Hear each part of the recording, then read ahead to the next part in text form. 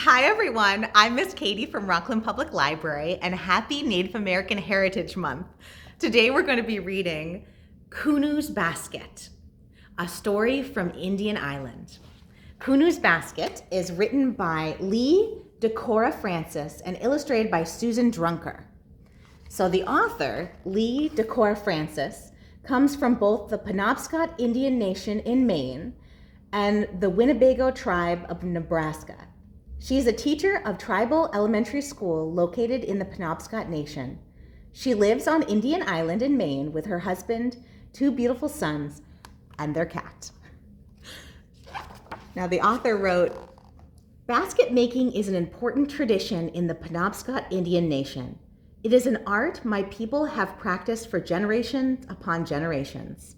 Long ago, our baskets were used in countless daily tasks, such as gathering berries, picking fiddleheads, the edible fern of spring as pictured in this book, transporting supplies, and even carrying children." Let's see what happens in Kunu's Basket. "I can't do it. It's too hard. I can't make baskets," Kunu muttered, turning away from the tangle of ash strips. Do you see these right here? So they're strips from an ash tree. They're a tangle of ash strips. "Would you like some help?" asked his dad. "No, thanks. I want to do it by myself." He looked one more time at the pile of ash strips. "I'm going outside for a while before I try it again." Mumum watched from his porch next door as the boy plunked down on a log. Here's Mumum. And began tapping the ash strips together slowly. Plink, plink, plink. "What's wrong, grandson? Why the sad face?" "Well, I just want to make baskets like you and Dad. I keep trying, but I can't do it." Mumum smiled. All the men in the family made baskets. It was something they were known for on the island. He was glad to see Kunu with the ash strips in his hand. "Gua. Come here, my son. I could use some help pounding this ash." Now, something to look out for in this book is there's little secret images over here of different things happening to different baskets.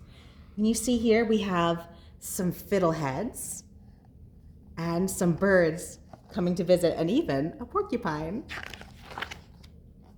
Mumum pointed to the spot on the log and asked Kunu to make a mark there. There he is making the mark.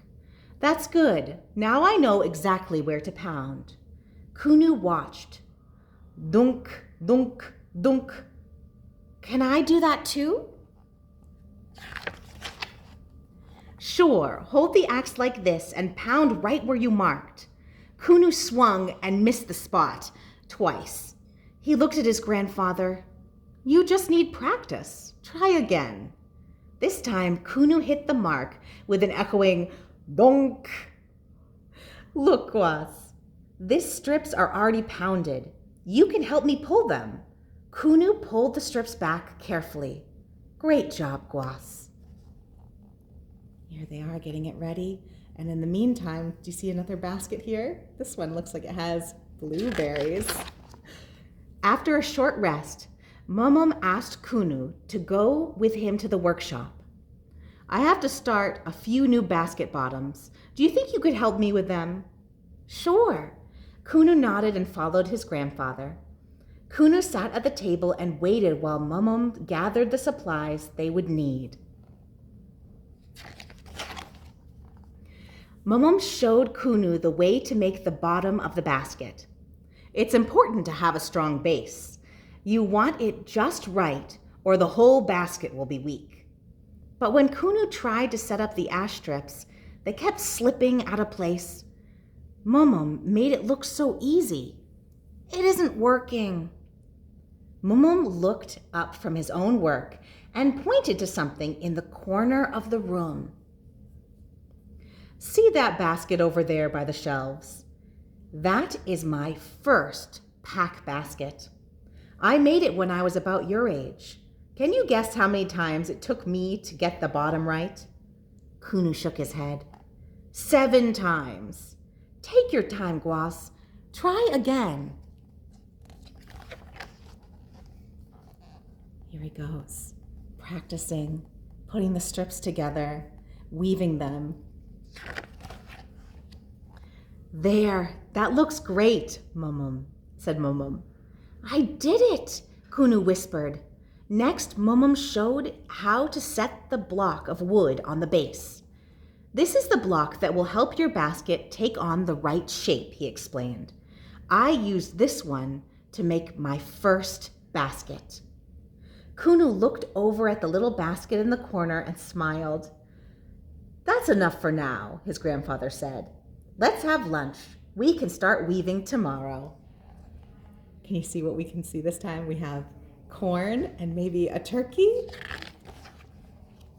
The next day, Mumum showed Kunu how to slip ash strips back and forth among the upright strips called standards. Take your time, Guas. You want it just right. Kunu was very excited. He started to weave as fast as he could, but then when he stood back to look at his work, he got very quiet. It doesn't look right. Mumum said nothing, but pointed at the pack basket in the back of the corner. 7 times? Asked Kunu. 7 times, Mumum answered with a wink. It takes practice. It takes time. Kunu took a deep breath and started over, more slowly this time. With each woven strip, he could feel the basket getting stronger. Mumum, I think this might be strong enough to hold all my things. You might be right, his grandfather replied. When Kunu was almost done with the weaving, his grandfather helped him take the basket off the block. Finishing off the rim can be pretty hard, Mumum said. Do you want to do this part together? Kunu thought for a moment. He pointed at the pack basket in the corner and asked, Did anyone help you with the rim of your first basket? Yes, my grandfather, replied Mumum.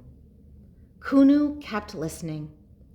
Basket making is something that the sons of our family have learned from our fathers and grandfathers going back a long, long time.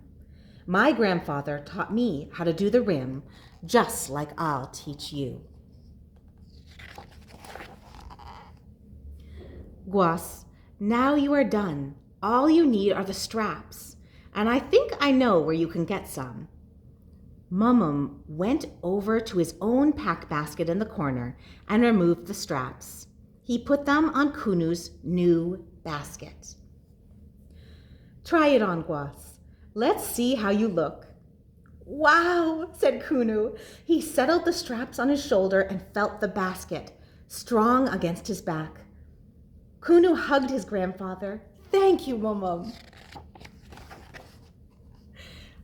Thank you, grandson. Run home now and show your dad. Mumum watched the new pack bounce on his grandson's back as he skipped through the yard. He smiled as he heard Kunu shout, I did it, Dad. I really did it. I made a basket. Can you see what's in his basket? There's a cat. And here's some more little secrets over in the corner.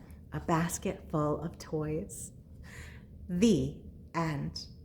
So he learned a new skill, and he took practice and many times to learn, and he got to learn a new tradition with his grandfather. The author also wrote, during my grandparents' and great-grandparents' time, when the Penobscot people were living through severe economic hardship, many made baskets to help support their family fiscally. Skilled basket makers worked long hours, often in a group, to produce beautiful baskets that they hoped would fetch a fair price. So they also used their baskets, beyond using it as a tool for themselves, they used it to sell to others. A lot of work goes into a single basket. One has to harvest trees, pound them, split them, and prepare the strips in order to begin the weaving process. Many basket makers receive very little compensation for their time, but it is still necessary to sell their wares in order to provide for their family. Some travelers along the coast of Maine during the summer often visit the same location year after year to sell baskets to tourists. In the fall, they return home to begin making baskets for the next season. So even though it takes a lot of time and a lot of work, they don't always get paid a very good amount for all that hard work. But it's a good way to make some money for their family. Today, skilled basket makers showcase their work at museums and events in Maine and across the country. This knowledge has given many of my people opportunity to support their families, but more importantly, it provides a pathway for passing our traditions from one generation to the next. This is why Kunu's Basket is a story that needed to be told. When I started writing Kunu's Basket, I wanted to pay tribute to this art that supported so many people, including my own family. I also wanted to share a glimpse of the Penobscot people with others. But what I wanted most was to capture the bonds that often exist between our youth and elders. I wanted to share relationships that I have known and experienced as a way to honor people who have been special in my life. My hope is that while you read the story, it will remind you of someone special in yours. The end. Great listening, everyone. I hope you learned a little bit more about the Penobscot people. And I'm going to link below some recommended reading of some books that I really enjoyed about First Nation peoples. I hope you have a wonderful Native American Heritage Month, and I can't wait to see you all soon. Bye-bye.